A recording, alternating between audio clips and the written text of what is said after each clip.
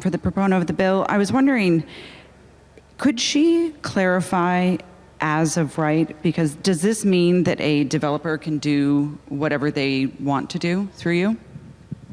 Representative Kavros DeGraw. Through you, Mr. Speaker, it absolutely does not. That's the beauty of as of right, is that the town is going to set up what they consider to be their own requirements for as of right. If they don't want a skyscraper, they're not getting a skyscraper. If they want specific setbacks, they're going to have specific setbacks. If they have decided that the buildings are going to look a certain way, there are so many different aspects that the town will be able to have a say in. And not only the town, but the public as well, because at that point, there will be public hearings to decide, where is this going? Is it going to, is that a good location? Have we agreed that this is where it should be? The public will even have input at that part. And some would say more input than they've had in decades. So through you, Mr. Speaker, no, it does not mean that a developer can do whatever they want. Thank you, Representative. Representative Welander. Thank you, Mr. Speaker. And through you, if a town or municipality has the necessary components that would allow them to create a TOD, a transit-oriented district, such as a train or a regular bus line, are they then required to create said district through you? Representative Kavros DeGraw. Through you, Mr. Speaker, no, they are not required to do that. It is absolutely optional. It is not a mandate of any kind. However, if you already have a transit-oriented district that you, again, chose to create in your municipality, you could ask to be grandfathered in as a qualifying transit district. And that would be up to you. I know a lot was mentioned about the priority funding. That would enable you to potentially receive prioritization for funding, but it also says in the bill that there are no towns that would be in any way eliminated from receiving the grants listed in the bill. Through you, Mr. Speaker. Representative Welander. Thank you, Mr. Speaker. I'm glad that the proponent just mentioned that, because that is a concern that I did note after listening to our good colleague across the aisle ask those questions. So just to confirm, if a municipality chooses not to create a district, they will not be ineligible or lose access to steep grants through you? Representative Kavros DeGraw. Through you, Mr. Speaker, no, they will not be ineligible, and it actually is written clearly in the bill. I was trying to flip through here. It's on page 6, lines 141 through 143. Nothing in this section shall be construed to make a municipality that is not a qualifying transit-oriented community ineligible for discretionary infrastructure funding. Very clearly not a deprioritization. Through you, Mr. Speaker. Thank you. Representative Welander. Thank you, Mr. Speaker. I really appreciate that, because I wouldn't want a community to be penalized if they chose not to move forward for whatever reason. Again, to the proponent of the bill, if there was a transit-oriented district created, would the local zoning regulations that are currently in place that have been approved by the zoning commission or locally elected officials, would those still apply through you? Representative Kavros DeGraw. Through you, Mr. Speaker, I just want to make sure this is in the creation of a new TOD. Yes. Yes. So yes, absolutely local zoning would apply, because again, going back to as of right, those choices would be made at the local level. Through you, Mr. Speaker. Representative Welander.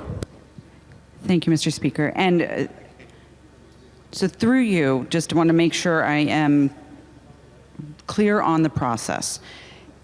A town that meets the criteria, the specific criteria of how a TOD would be categorized, could choose to create one.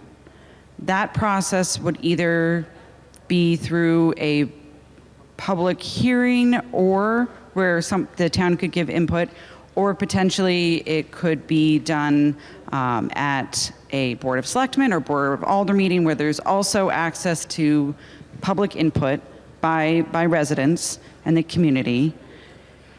And if the community decides to go forward, and I'm sorry, this is sort of a run-on question, but if a community decides to go forward and a developer steps forward and says, I would like to build, to use our good colleague's example, a 104-unit skyscraper in this area,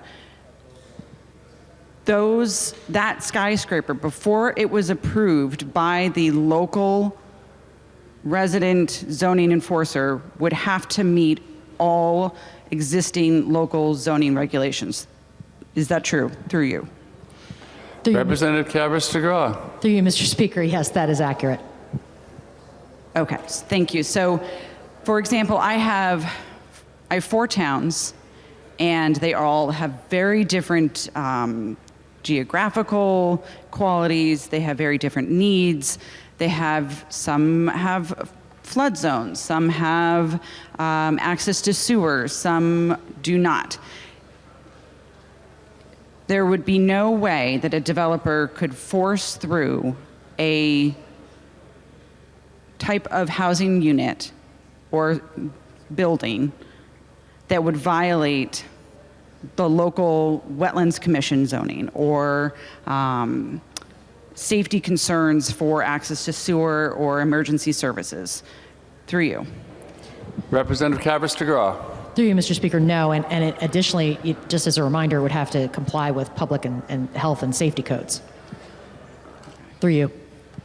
Representative Welander. Thank you, Mr. Speaker. I don't have any more questions for the proponent. I'm thankful for her answers, just so I can make sure I have all of the correct information, as there's been a lot of discussion here tonight. I do agree with my colleague from across the aisle that I wish there were some provisions that would allow for these to be made more affordable.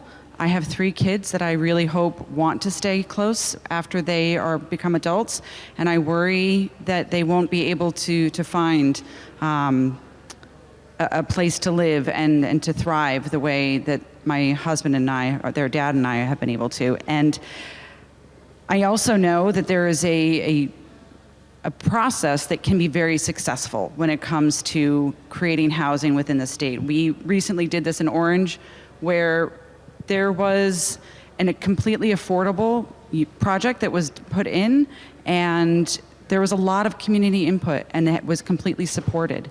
And as soon as the applications were opened, the applications were full, because people see the need and the demand for that. And this is a stepping stone for people who can hopefully move on to the next bigger house, if that's the case. So I really appreciate the time today and the proponent of the bill's answers.